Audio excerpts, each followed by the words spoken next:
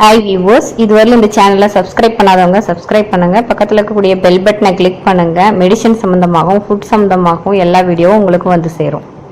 பணமும் வசதிகளும் மட்டுமே மகிழ்ச்சியின் அளவுகள்னு சொல்ல முடியாது. வியாதி இல்லாத உடம்பும் வேதனை இல்லாத மனதும் தான் நிறைவான வாழ்க்கைக்கு அறிகுறி. மக்கள் தொகை பெருக்கம், உணவு முறை மாற்றம், வாழ்க்கை முறை மாற்றம், சுகாதார சீர்கேடு, இதனால தமிழ்நாட்டுல மீண்டும் டெங்கு காய்ச்சல் தலை தூக்க திரும்பிவிட்டது. இந்த டெங்கு காய்ச்சல் எப்படி ஏற்படுது, இதனை எப்படி தடுத்துக்கலாம் அப்படிங்கறத பத்தி தான் இன்னைக்கு சேனல்ல பார்க்க போறோம். இந்த டெங்கு கொசுக்கள்லாம் எப்படி உருவாகுது அப்படின்னு கேட்டீங்கன்னா, சாக்கடை மற்றும் மனித கழிவு மேலும் பிற கழிவுகள் சுற்றுச்சூழல மாசடைய செய்யுது. இதனால சாக்கடையில கொசுக்கள் வாழும் இடமா மாறுது. மேலும் திடக்கழிவுகளால மாசடைந்த நீரை மக்கள் டெய்லியும் குடிச்சிட்டு வருவதன் மூலமும் வியாதிகளுக்கு உள்ளாகுறாங்க. இதனால டெங்கு கொசு அதிகமா பரவறதுக்கு வாய்ப்பு இருக்கு. கொசுக்கள் கழிவு நீரில் வளமா வாழ்வதற்கு காரணமாக அமையுது. அவை புழுக்களாக இருக்கும் பொழுது காற்றை சுவாசிப்பதற்கு ஏற்றவாறு சிறப்பான உறிஞ்சி கொள்ள அதை பெற்றிருக்கு.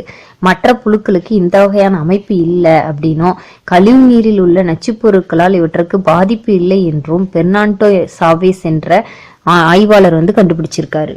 காய்ச்சலால் பாதிக்கப்பட்டவர்களுக்கு உடல் வறட்சி, இரத்த கசிவு, குறைந்த இரத்த அழுத்தம், குறைந்த இதய துடிப்பு, ஈரல் பாதிப்பு மற்றும் நரம்புகள் பாதிக்கக்கூடும். மேலும் இவர்கள் இறக்கவும் கூடும். இவர்களுக்கு இவ்வியாதிக்குரிய அறிகுறி தெரிந்ததும் முறையான மருத்துவம் எடுத்துக்கொள்வதே சரியான வழி. டெங்கு காய்ச்சலுக்குரிய அறிகுறிகள் என்னன்னு கேட்டீங்கன்னா, கடுமையான காய்ச்சல் இருக்கும். அதுக்கப்புறம் பாத்தீங்கன்னா தாங்க முடியாத தலைவலி, உடம்பு வலி, தசை வலி எல்லாம் இருக்கும்.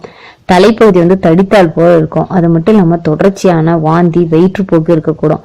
இதெல்லாம் பாத்தீங்கன்னா டெங்கு காய்ச்சலுக்குரிய அறிகுறிகளா இருக்கலாம். இந்த அறிகுறிகள் தென்பட்டவுடன் நீங்க அருகில் இருக்கக்கூடிய ஆரம்ப சுகாதார நிலையத்துக்கு போய் அதாவது நிலவேம்பு கஷாயம் குடிப்பதன் மூலமோ, அது மட்டும் இல்லாம டெங்கு காய்ச்சலுக்குரிய ஊசிகள் போட்டுக்கொள்வதன் மூலமோ டெங்கு காய்ச்சல்ல இருந்து நீங்க முழுமையா விடுபட்டுறலாம்.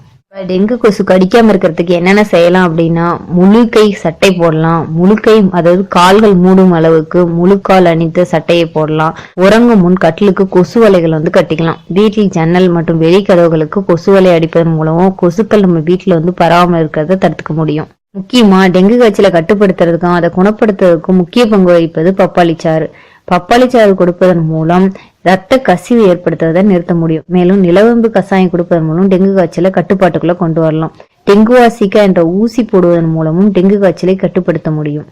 டெங்கு காய்ச்சலை ஏற்படுத்தும் கொசுக்கள் உற்பத்தியாகாமல் தடுக்க வீடுகள் மற்றும் குடியிருப்பை சுற்றியுள்ள பகுதிகள், வாளி, செடி தொட்டிகள், டயர்கள் போன்றவற்றில் தண்ணீர் தேங்காம பார்த்துக்கிட்டாவே கொசுக்கள் உருவாகிறத தடுக்கலாம். சுத்தமான குடிநீரை குடிப்பதன் மூலமும், கழிவு நீரை உரிய முறையில் நல்ல நீராக்கி பயன்படுத்துவதன் மூலமும், பொது இடங்கள்ல மக்கள் மலம் கழிப்பதை தவிர்ப்பதன் மூலமும் கொசுக்கள் உற்பத்தியாகிறத தடுக்கலாம்.